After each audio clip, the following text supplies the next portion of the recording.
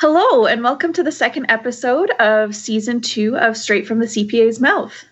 I'm Danielle Blackburn, Communications Coordinator with the CPA Education Foundation, and I will be your host for this episode. Today, we're continuing our conversation from our previous episode with Kat Giyasova. Kat wrote CPA's Common Final Exam, also known as the CFE, back in the fall and is now working towards getting the practical experience hours required for her designation.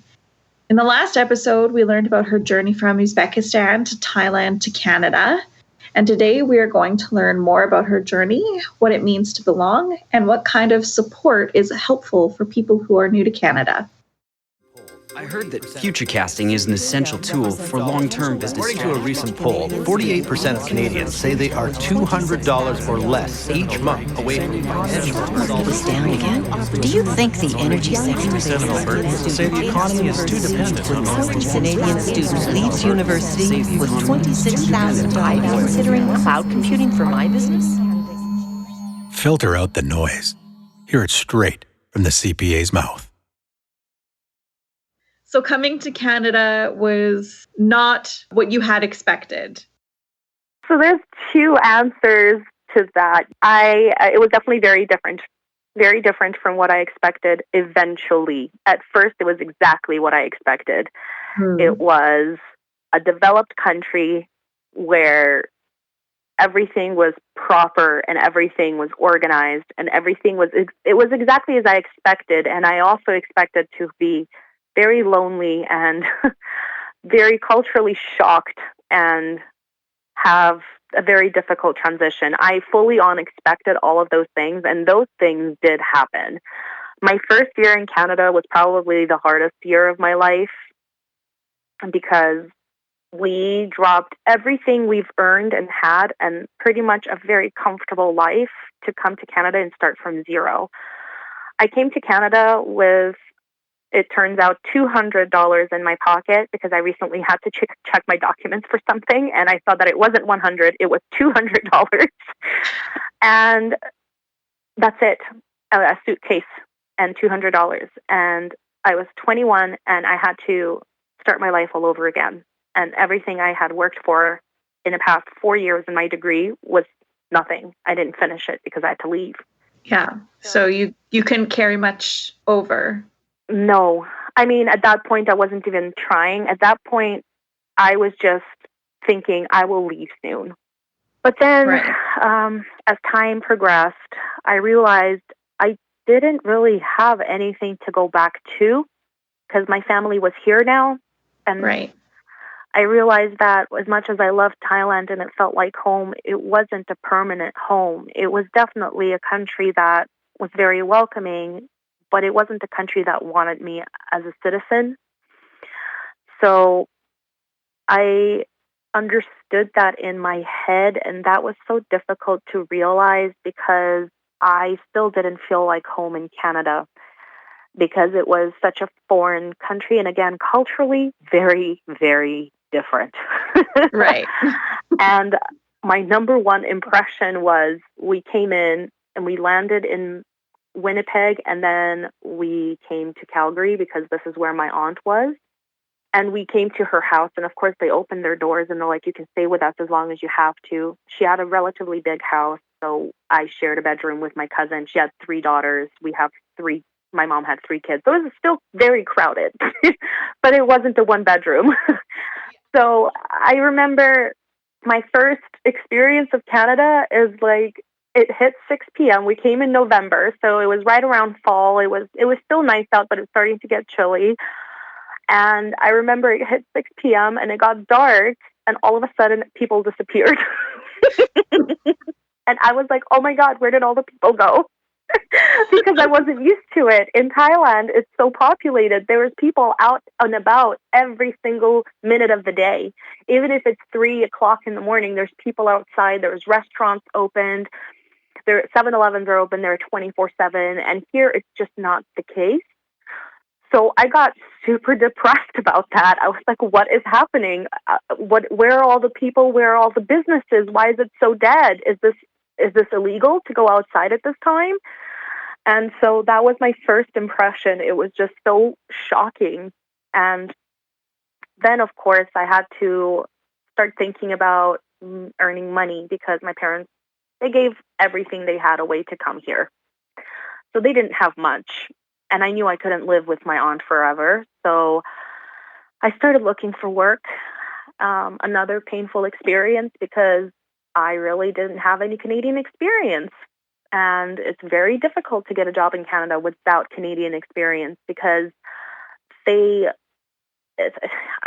people don't tend to hire someone who doesn't have anything to show for themselves in the past or a reference that they could call. Mm-hmm. So what I did is, this was around the time that everything started switching to digital. So applications started becoming more apply online instead of coming into the store and leaving your resume. But not all companies have converted yet. So what I did is I printed off like 50 resumes, and I went to every plaza and every mall in Calgary, and I handed out my resume in person, and I explained my situation like a elevator pitch, really, that I'm an immigrant. I came here a week ago, and I'm really looking forward to working, and if you could please give me an opportunity, I will prove to you that I'm a worthwhile investment. And that elevator pitch, I repeated 50 times, and I left my resume everywhere, and I got lucky. This was right before Christmas, right? So the body shop, I think they were actually looking, and I think I pretty much got hired on the spot. It was at Chinook Mall, and she was like, okay, you know what? We are looking for somebody. How about you start next week? And I was like, yes, there is something. I did not hear back from the 49 other places, by the way. Gosh. So that was, I think it took me a week to distribute all those resumes, and I got 2 jobs out of it eventually. The first one was the body shop, and then the other one I was at the mall eating lunch, and then I saw Dynamite was also hiring. So I went there in person. I was like, I work at the mall already, and I'm looking for another job, and they offered me a job. So within 2 weeks, I had 2 jobs. So I was very happy about that because in Thailand, you need a work permit as a foreigner to work. And they don't give those out easily. They only give it out to you if a Thai national cannot perform the job. So there was no way in Thailand that I would be working at a mall. Mm-hmm. So this was huge for me because I, for the first time in my life, was able to earn money. So I felt very proud and accomplished. And I did that for a while. And then I went to work as a hostess at a restaurant. I thought I wanted to be a server. But then they said I needed the ProServe. So before I could get my ProServe license, I hosted. And then I got my ProServe license. And then I also waitressed for a while. So I was in between retail and restaurants for about 2 years. And then I met my partner, Brandon, and he said, hey, you're a smart girl, and it doesn't look like you're really into what you're doing. Maybe you should think about going back to school again. One thing my now fiance, what he did notice, and he was correct to notice, is that I did not love my retail job or my restaurant job. I really desperately wanted to work in a finance field because that's what my degree from Thailand was, but I was applying and nobody was getting back to me because I didn't have, first of all, a degree from Canada or a degree completed or experience. So, but there was one thing I did notice when I applied over and over again. It was that they were looking for a CA, CGA, or a CMA. Those 3. This was before the CPA amalgamation. Right. So I kept on seeing that at the end of every job that I was looking at, that is a requirement or preferred. And so I decided to look into what it was. And that's when I discovered CPA. And I realized that after doing some research, you needed a degree, and it needed to be from an accredited institution. And then after that, you take exams and you apply and then you do modules and then you do this common CFE exam. And I looked at all of that and I'm like, that's 7 years of my life. I'm like, no wonder why all these amazing jobs require this. But then my boyfriend at the time, he was like, you know what? You are a smart girl and you work so hard. I'll help you go back to school and get what you need to get, because this is a long-term thing. And let's think long-term. This is going to make you happy and you will have a job that you actually want eventually. And so that's when I decided to apply to SAIT. So at this point, did you and your family have your citizenship? No. So, no. Okay. No. We were very fortunate because of the program that my father got us accepted under, that we landed as permanent residents immediately. So we basically got our PR cards as soon as we came and just applied for them. And a couple of weeks later, we got our PR cards. We got our social insurance numbers. So we were as good as Canadian at that point. We just had to wait out our period. And that was a period of 4 years. So we had to stay here for 4 years before we could apply for our citizenship. Mm-hmm. And for me, that was very easy, because after 1 year of suffering and hating my life, I finally realized I love this place. And so for me, I was like, oh, I am not leaving. I am not going anywhere. I'm staying right here. I'm staying put until my 4 years are up and I apply. I am not going to extend that period by going on a vacation or going to Thailand to try to do something, which my family members did. They would leave for 3 to 4 months to go back to Thailand to try to earn some money to bring back here because they couldn't make the money here. But I wouldn't leave because I was like, I want my citizenship as soon as possible. Right. So I waited out my 4 years, and this was the hard part. I was already back at school at SAIT, and I remember that I had my citizenship exam for my Canadian citizenship on the same week that I had finals. Oh, gosh. And I had taken 6 courses because I wanted to speed through university because I already did it before and I didn't want to spend 4 years. So I finished in 3.5 years. So every semester I would have to take like 6 courses and take spring as well. So I remember I had 6 finals in 1 week because SAIT does their finals in 1 week, not in 2 weeks. And my 7th exam, my last exam, was my citizenship exam. Oh, my goodness. So I remember they gave us this booklet that we had to read and learn about Canadian history, Canadian, like just their government structure, about the Canadian culture. And it wasn't that long, but it felt like 1,000 pages when it was on top of all of my other courses. Yeah, absolutely. But I read it 3 times, and I remember that because it was the night before, and I had to prepare, and I had 2 other exams that day, I think. Yeah, I did. So I read it start to finish 3 times, and then I asked Brandon, my fiancé, to quiz me. And he couldn't, because he himself did not know a whole lot about his own culture than I did. That's what I'm thinking. I'm wondering how many Canadian-born citizens would actually be able to take that test and pass it. Not many, I don't think, yeah. Because I had a couple of Canadian friends at that point, and I was telling them, hey, so this and this, and this and this, does that happen here or here in the legislature? And she's like, what? How would I know that? I'm like, you're Canadian, aren't you? Didn't you learn this in school or something? And a lot of them, they were like, oh my God, I can't believe you have to know that stuff. That's how I learned about Wayne Gretzky. Is through your the process of getting your citizenship. Correct. Wow. So it was quite amazing because I felt like I was learning more about Canadian culture than an actual Canadian. So I felt a little privileged there. And when I passed it, I was just like, that's it. That's it. I'm Canadian now. No one can tell me otherwise. And I know more about Canada than you do.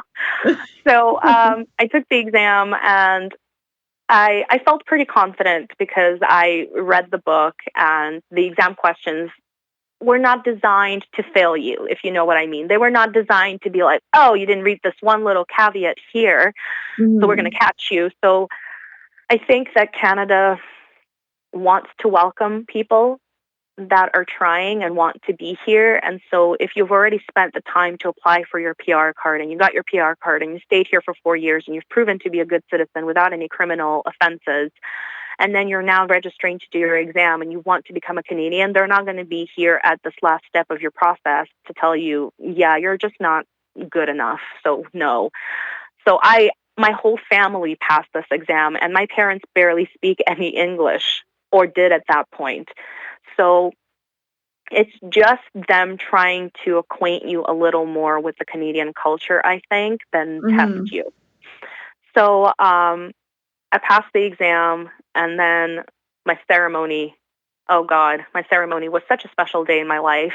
The day that I got the letter that told me, on this date, at this place, you will be basically getting your citizenship, and this is the ceremony, and would you like to attend? And I was like, of course, I'm going to be there. And my best friend came, and my fiance, and it was such an emotional day for me personally, because this was the first day in my life that I knew I'm finally going to be free of the worry that I have been holding on to for the last God knows how many years, of not knowing where I belong, not knowing with certainty that I'm safe from my government or not, and not knowing where I'll end up eventually, or not knowing if, for instance, something happened politically, that I'm in a democracy and not in a dictatorship, and that I'm with my family, and in a country where I'm valued and respected as a woman. So I knew that with the ceremony came all of those little freedoms that I've never had. So I cried a lot. Yeah. My nose was red. I have pictures from this day, and my nose is just red because I'm just crying. And we sang the anthem, and we were sworn in, and it was just such a special day. And I remember standing there and thinking to myself, I am just so happy that I went through the trouble of coming here and suffering through that 1 year, which feels so short now compared to all the amazing years that I got in return till now. And just being so grateful for my dad for pushing me to come here, and for my family. And it just, like, I came out of that ceremony almost as a different person. Yeah. I came out a free woman. It was just, I don't know, it was symbolic, I guess. It was symbolic more than anything. So then, if you had to explain what it means to have citizenship to someone who's always had that in a developed country, how would you explain that? So it depends on where your citizenship is from. So the citizenship that I had was Uzbekistani citizenship, and that doesn't really get you a lot in the real world because it's a third world country.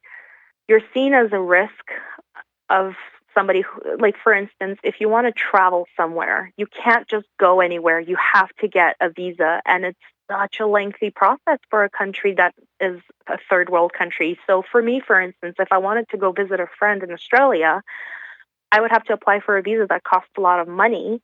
And then I would have to go through a grueling process of proving to them that I'm not going to just go there and stay there. I'm not going to become an illegal immigrant. I will leave. So I had to prove that I had money in the bank, that I'm leaving my family behind, that I have an education that is not tied to Australia. So it was just such a humiliating and grueling process all the time. And even when my parents told me, I didn't experience this personally because when I was in Thailand, I pretty much stayed there. I didn't travel much, but my parents did. They went to, for instance, the U.S., and once they've gone through that grueling process of applying for the visa to go to visit their friends in the U.S. and proving that they had the money and proving that their kids are still left behind so they wouldn't stay in America illegally, they would have to go through the security, and security would split lines based on where you're from. So there would be a line for people that are, for instance, Canadian, Australian, British, Italian, and then there would be a line for all the third world nations. And my parents said they opened all of their suitcases and they went through all of their stuff, and it was just a humiliating experience for them. So it's things like that I think a lot of people who are born and raised in Canada don't even realize occur. And I remember telling my fiance as soon as I came out of my ceremony building, I was just like, I can go anywhere in the world now. And he's just like laughing, kind of like, whatever. And I was just like, no, don't you get it? I can go anywhere in the world now. I can go to America. I can go to Australia, and no one can stop me. And he's just like, why would they stop you before? And I was like, you need visas. You need to prove to people that you're not a threat or a liability to that country. And he's just like, what? Because to him, he has a Canadian passport. He can go wherever, and he is welcomed with open arms. And no one cares if he comes without a visa, because most countries don't even require a visa from a Canadian citizen. Mm-hmm. So he was just so shocked, and he just stood there, and he's just like, that's so interesting, because I've never even encountered that, so I don't even know what that feels like. Yeah. So it was just an interesting moment, I think, for both of us, because for me, I saw what it's like to be a Canadian, and for him, he saw what it was like to be an immigrant from a third world nation. And so that was a little bit interesting too. But other things of being in a country that isn't as well developed as, say, Canada, is just the insecurity of the government. Never knowing what tomorrow will bring, because you're not in a democratic nation where, you know, everything has due process. Everything has voted in. There's parliament. There's decisions. There's proving. You can't just come out and say, I decide that I'm going to reign for another 10 years. Right. So little things like that, they really are difficult to live with every day, because it's just like, for instance, to just bring into perspective, we're living under a lot of uncertainty today because of COVID.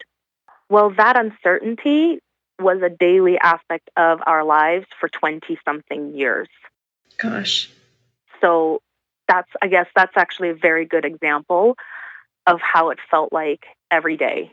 So yeah, I couldn't bring this example on before. Unfortunately, this is what we're in right now. Mm-hmm. And that's something that, unless people have experiences and journeys like yourself, they just don't understand that. They have no concept of that. Right? No, so and it's through no fault of their own. It's just right. They have been fortunate enough to win the lottery of being born in Canada. Mm. So it is kind of a lottery in a way, in my opinion. But this is a great place to be. This is the best place to be, in my opinion. Yeah. It's a beautiful, culturally rich country, and everyone is respected, and everyone is allowed to practice the religion that they want, to be who they want. And I don't feel oppressed here in any way or shape or form. And that is just such an amazing feeling. Wow. So then what would you say to Canadian-born citizens who want to support newcomers as they come and they're trying to, navigate this new culture and, the steps that they need to take? What would you say to Canadian citizens to support those people? Well, I think Canadians are really good with welcoming different people into their circles. I think we're actually a very open country that way, because I had no issues making friends. And most of my friends are actually Canadian born and raised. I don't really have a whole lot of immigrant friends.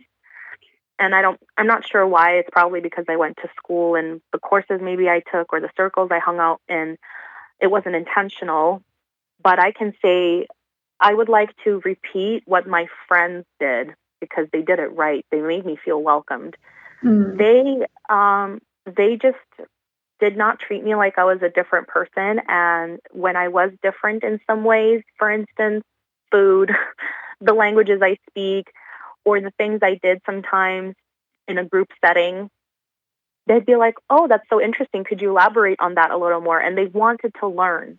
Instead of sitting there and saying, oh, that's not how we do things here or something, they'd be like, oh, that's interesting. Oh, and they would want to learn. They would want to accept you for who you are and understand where you're coming from. I have been blessed with some great Canadian friends who are so open-minded, and they taught me more than I think I taught them because I learned from them how to be with newcomers myself as well, from my personal experience and from how I was treated and wanting to treat others like that as well. So wow. I don't have many negative experiences with feeling like an outsider. So I would say listen, ask questions, learn, and welcome, because those are just the most important things. And we're not that different, you know, as people. People who come here generally want to belong here and want a better life here. I don't think a lot of people who come here with a closed mind, as in my way is the best way. At least I haven't met that many people like that, and it's certainly not my family. Mm-hmm. So just keep an open mind. That's fantastic. So then what advice would you have for people who are new to Alberta and Canada? Oh, I hope this is inspirational. I feel like it's hard at first. It was very hard for me. My first year was the toughest year of my life. I felt very lonely. I felt like I had no one, because I didn't really have a lot of people in my life from Canada at that point. I only had my family. And it seemed like it was not worth it then. But I would recommend and I would suggest just keep going, just keep grinding, just keep working, because at the end, it will all be worth it 100%, if not 1,000%. I would never, ever, ever change anything. I love my life so much in Canada, and I love this country, and I feel like a true Canadian, and I feel welcomed here. I do not feel like, oh, I'm an immigrant that just happens to have this title. I do not. I feel like a Canadian, and I feel part of this country. And that is so much worth it for that one little year of, for me personally, was a year of suffering maybe. It was worth it, because it will be over, it will end, and you will start to acclimate, and you will start to meet people, and you will start to feel like you belong here. Mm-hmm. So my suggestion is work through it. It will happen for you, and it's completely worth it. Wow. So, we've talked about your journey and kind of where you've come from and what you've been through. So what about your future? What are you most excited about in regards to your future? So my future, I always thought that I had this plan of everything. I always planned my life out 5 years. But to be completely honest, since I got that CFE result that I passed, my life has done a complete 180, because I am finally not constricted to anything, I think. There is so many interested parties. As I said, CPA does open a lot of doors. It's amazing. And I've had a lot of interest on LinkedIn, and it's mind-blowing. And I know it's also got to do with the fact that I've worked with a reputable firm like KPMG. It's such an amazing company that experience on top of being a CPA combined, that also makes me a much more desirable candidate. But it's just still mind-blowing that I'm actually, whereas if I was a year ago, somebody asked me, what's your future? I'd be like, oh, I want to be a manager at KPMG and, keep working here for a while. Now I'm sitting here and thinking to myself, but what if another dream job comes along? It's totally possible. You haven't even explored other options. And I haven't yet, but I can see myself exploring other options, because there's so much more out there that you could go and do. So before, I didn't quite, like I said, believe that was possible, but now I totally see it. I see what people mean when they say it opens doors. So I don't know right now. I feel like I'm going to be at KPMG for maybe a little while longer. And then I think I really want to work for a bank. I love banks. I've always loved banks. That's why I have a finance degree. And why not? I mean, if you can do it, you have your designation, you have your education, you have experience, like the world's your oyster. No, exactly. And so banks have always fascinated me, because they're complex, and I love complicated things, because I get bored once I figure something out. Everything to me is a puzzle. So I don't know, that's where I see myself maybe 5 years down the road. So yeah, that's my plan, I think. Awesome. Thank you so much, Kat, for joining us today and sharing your story and advice. And I think this is a good place to close for today. So is there anything you would like to add before we finish up? Just good luck to any newcomers, I guess. You can do it. That's about it. Thank you so much. There you have it, everybody, straight from the future CPA's mouth. Thank you for tuning in, everyone. We hope that Kat's story inspired you and that you were able to learn something throughout the episode. And make sure to subscribe to our emailing list and to share this episode with any friends that you think would enjoy it. Straight from the CPA's Mouth is brought to you by the CPA Education Foundation. The CPA Education Foundation is the charitable arm of the Alberta CPA profession, providing up to $1.2 million each year in support of business and accounting education in the province. This podcast is just one of many resource materials available through the Heshi CPA Knowledge Center. This virtual hub features Alberta CPAs sharing their unique perspective and vast expertise on topics and issues such as leadership, finance, entrepreneurship, and more. Visit cpaalberta.ca/foundation for more information on the Heshi CPA Knowledge Center and to learn how Alberta CPAs inspire success.